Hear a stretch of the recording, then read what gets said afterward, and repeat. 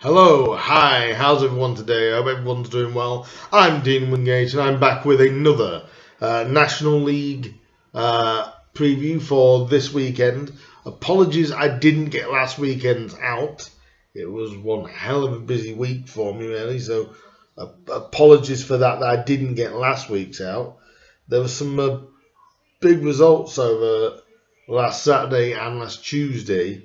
Apologies, like I said again, that I didn't get the preview out this week. But we go on to this week's rounds of games in the National League with Grimsby Town still top, even though they lost in midweek to Wealdstone at Wealdstone, and truly deservedly lost Grimsby, and obviously with Chesterfield picking up a win, as did Bournemouth, and sort of everyone around us seemed to have picked up wins when we slipped up.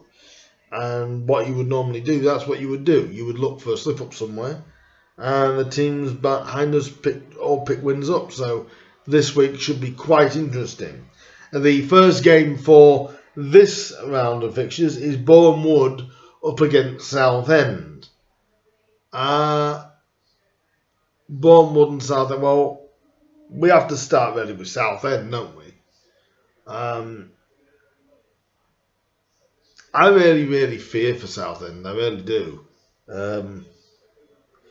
And with a team like Bournemouth, which has got so much inner confidence, they kind of strut around the pitch like they really own it, and that they really look like a side that's going, do you know what? Everyone's underestimating us. There's a couple of sides in this league that are doing that. Bournemouth are one of them, because they haven't got that marquee name, But they're strutting around like, yeah, you know that we're a good side.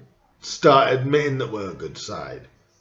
And I think that people are starting to look at Bournemouth and go, you made a strong start. Are they proving the doubters wrong? That maybe they weren't just all one player like we probably all thought they were. They started very well with Southend. It's an absolute shambles over there. And it wouldn't surprise me in the end, actually, if they got relegated. Because I think it's starting to feel very toxic at Southend. I believe they've got Stan Collymore in as like a director of football sort of role. But towards the fans and the owner, it's just not a very good feeling around Southend. And obviously losing to Dagenham last weekend as well wouldn't really have made them feel that much better about everything. And I can't see it getting better against Bournemouth either. So my prediction is Bournemouth to go and win by 2-0.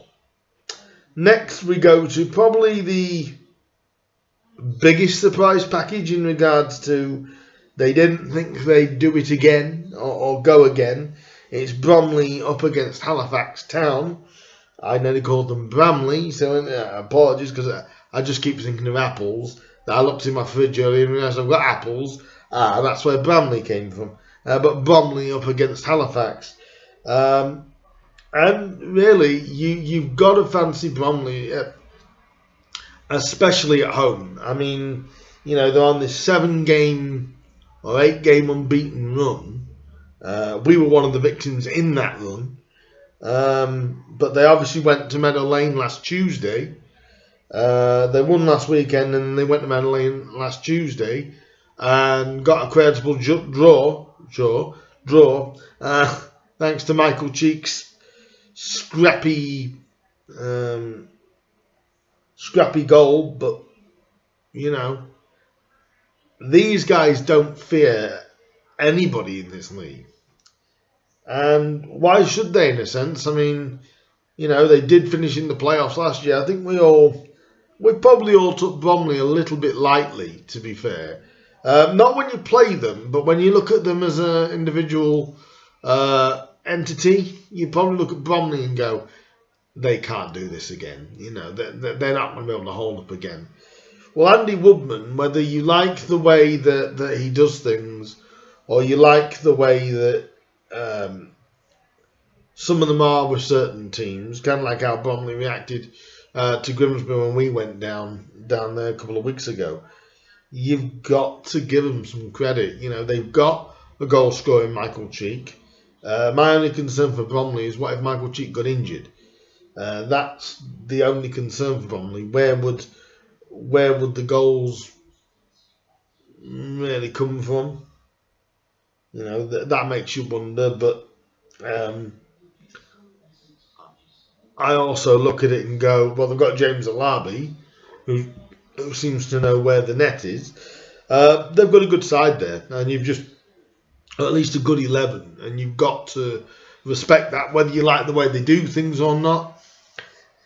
It's another story. Halifax up and down, you know, the great one game, and then a couple of games they go missing, and then a couple of games they're on it like, you know, they're on it so easily and so quickly. But I'm going to give this result to Bromley out of the basically being at home, because Bromley is not an easy place to go to. I fancy them to get over the line 2-1 against Halifax. Next we have Dagenham and Redbridge up against Chesterfield. Dagenham are one of these again, you know, up and down again with results recently. But they've got so much attacking talent and quality at Dagenham. You know, they put 4 past Southend last weekend. You know, and coming against Chesterfield that have got Danny Rowe, they've got Tishamanga. James Rowe is probably one of the best young managers at this level. You know, it's a real knockdown, drag out affair, this one. It could literally, you flip a coin, either of them could do it. So it's I was surprised this one wasn't picked for TV coverage, to be completely honest, because it's a game that, if you were to sort of sell the National League to a fan that doesn't really know Low League, they only really watch Premier League, this season you'd probably pick Dagenham and Chesterfield to show the game, but it's not. But Chesterfield and Dagenham are going to go head to head, and my scoreline will be Dagenham to nick this. I fancy it being a high scoring game. I'm going to go Dagenham and Redbridge 3, Chesterfield 2. And before anyone asks, no, that's not because not because Chesterfield are one of those teams that could knock Grimsby off the top.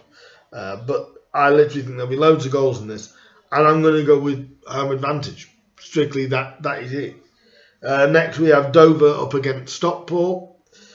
Stockport have recently sacked Simon Rusk after some real indifferent results. Somebody asked me the other day. I had a workman come into my house and ask me about Stockport, what I think of Stockport County, and my thing is, I don't think they've lived up to the pressure of being title favourites. They've got all the components there. The ingredients just aren't mixing very well. They're a good side on paper, but as they say, football isn't played on paper. Obviously losing to Notts County recently, and losing, I think they lost to Barnet as well. You know, they've lost games that you wouldn't expect them to lose, and obviously Simon Rusk has paid the price for indifferent results. They're up against Dover this weekend. If there's any game that an interim manager or any kind of person will want to walk into, it's probably the game against Dover. But you've got to sort of respect Dover. Stockport can't think, okay, we've just got to turn up and we'll win. You've got to still earn the result. I think they'll get a fairly comfortable win. I've gone for Stockport to win by 3-0. To me, it just feels like Dover are just waiting to drop. And I can't see it being any different this weekend. Next, we've got Eastleigh up against Maidenhead. What a result last weekend for Maidenhead. A result absolutely out of the blue against Woking. It was absolutely incredible. Late goals galore. They're going to Eastleigh, who are difficult at their stadium. It's a tough little place to go. And Maidenhead they're so inconsistent. There were, like I said this at the start, if you saw my preview at the start, they're one of those teams that will always spring a surprise result, like when they got a draw against Grimsby, like when they got the result at the weekend. They are so capable of causing a shock and a bit of a surprise that it wouldn't surprise me if they went and beat Eastleigh this weekend. But I think Eastleigh will just have enough in the tank to beat Maidenhead, and I'm going to go for Eastleigh to win by 3-1. Now, the next game is an important game to me personally, but also to the overall ground in the league. Ground in the league. It's Grimsby Town up against Notts County.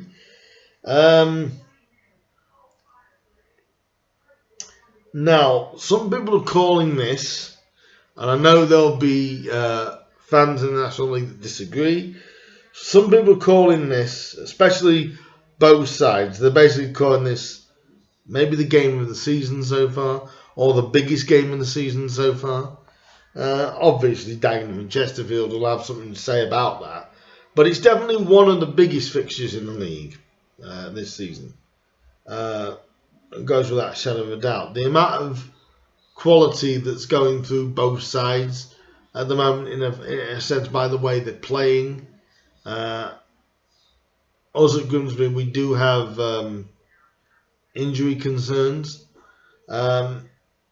Not so much, but you kind of look at Notts County and you feel like, and I've said this in so many videos, and when I've spoken to so many people about Notts County, they look so good going forward, but they look like they could concede or could make a little mistake. I think we look more solid at the back than they do. And we're getting goals from most places. Okay, losing to Wealdstone last Tuesday was a comeback down to earth moment for Grimsby, I think. But also one that we can go, in the National League, this happens, and it's a game that I don't think either set of players or supporters really can't be up for, This one I've probably gone my heart of my head, but I'm going to go for Grimsby because of our unbeaten start to the season at Bromley Park. I'm going to say for us to go and win this one against Notts County. The quality Notts County have got in the side, they've got Carl Wotton, they've got Carl Cameron, they've got Kyron Mitchell from when they signed him from Chesterfield. They've got Patterson from on loan from Sunderland. They've got quality going through their side. As of we really, because you've got Enrico Selzer in the team and so on and so forth. I am getting a full match preview coming up of that as well. But I'm going to go for Grimsby to win this by 2-1. It could be the biggest game of the weekend. Probably in the way of club size, maybe. But I'm going to say for Grimsby to win it by 2-1 for the Mariners. Next we move on to Solihull against Yeovil. I'm going to call these a bigger surprise package. Probably unlike Bromley. Solihull under Neil Ardley are doing what Neil Ardley does.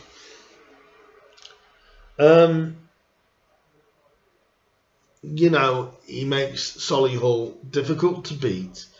They play some decent football, and I believe they're up now into the top. I believe the top 6 of the National League. I don't know why I've said that in a shocked kind of way. I don't know, because I'm not surprised. Solihull are one of those sides that they really are. They really are a good side, and I think they'll be in and around the challenges this year, at least by the way they've started. They're taking on Yeovil, who hit and miss. And with this one, I can't see another result other than Solihull to win this. And I just think Solihull have got more going forward, especially after their win at Altrincham on Tuesday night, which was on BT Sport. I just see Solihull as a real dark horse so far.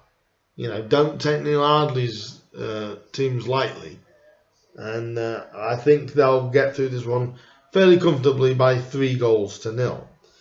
Next we have Weymouth up against Kings Lynn, 2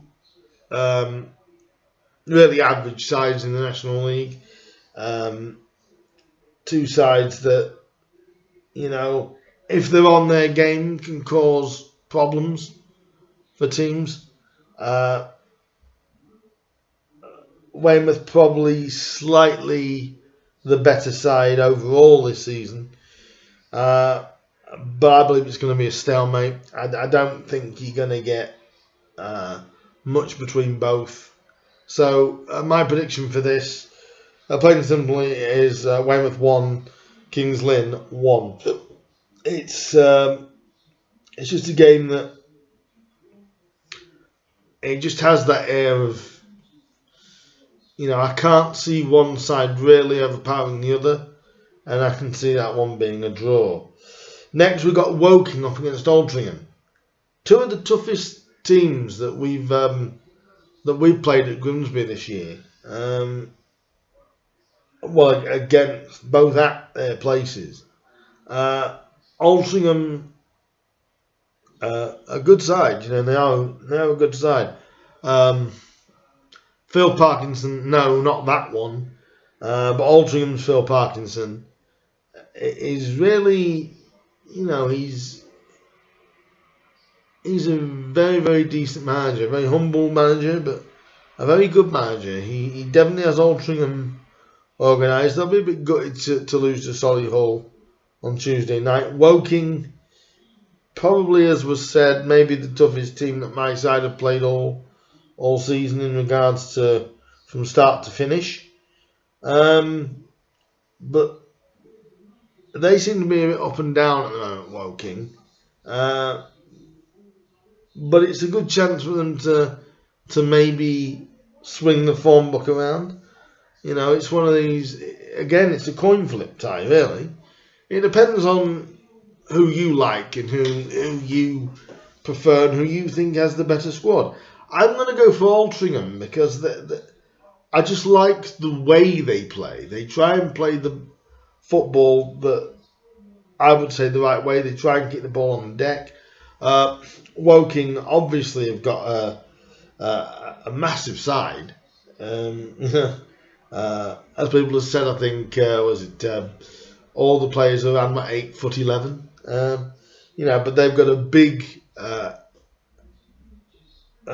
some big players in that side at Woking. I just think on the football side, I think Altrincham have just got. I think they played the better football, and I think that could see them sneak past Woking. So I've gone 2-1 in Altrincham's favour. Next, we've got Wrexham up against Torquay, and I believe the Wrexham owners are going to still be there for Saturday. They were at Maidenhead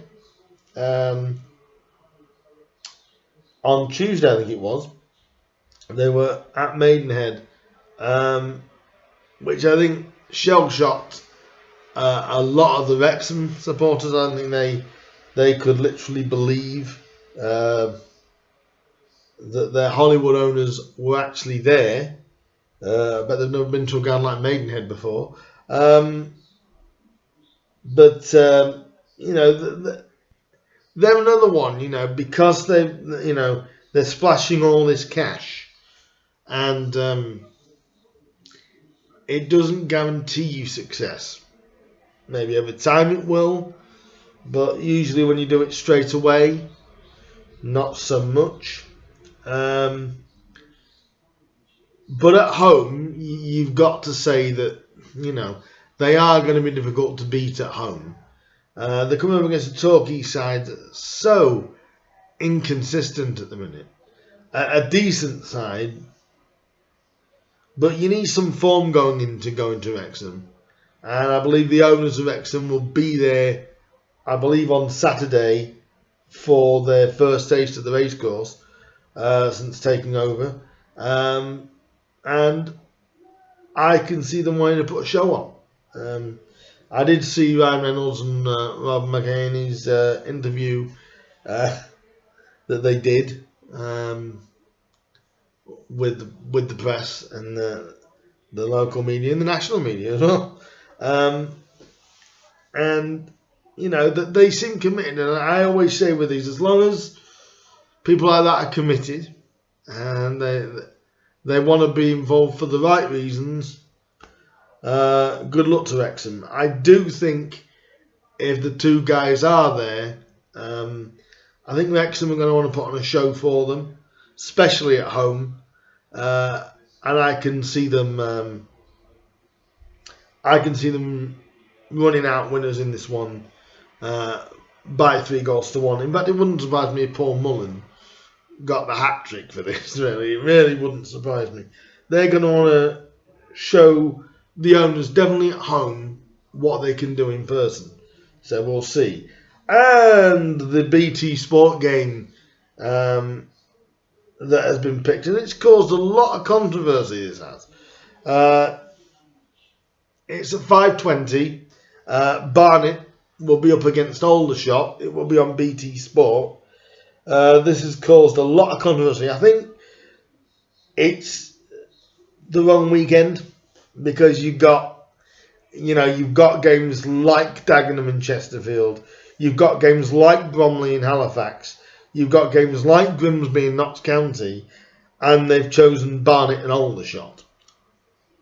And they've gone for a basement battle, really. Two teams in the bottom 6 of the division. Nothing much to write home about with both sides in that regard. And I know this has took a bit of flack from people I've seen in forums and speaking about, they've done out a lot of football fans and this and the, why are they doing Barnet and Aldershot. I do believe there are better marquee games this weekend than Barnet and Aldershot. I would say any of those 3 games I mentioned, the Bromley game, the Dagenham game or the Grimsby game, realistically, even probably even Bournemouth for one, or even Solihull the way they're going. You could have picked a game that was probably more appealing if you wanted to sell the National League. But the Barnet fans and Aldershot, this game's going to be just as important. It's one of those games that it doesn't excite me as somebody that watches the National League on quite a frequent basis. Doesn't excite me at all, this game. So it probably means it's going to be an absolute belter because we don't think there's going to be much of it. I don't think there's much between the sides anyway. I know Barnet have gradually improved, but I'm actually going to say it's going to be a 2-2 draw. So that are my predictions for this coming weekend's games.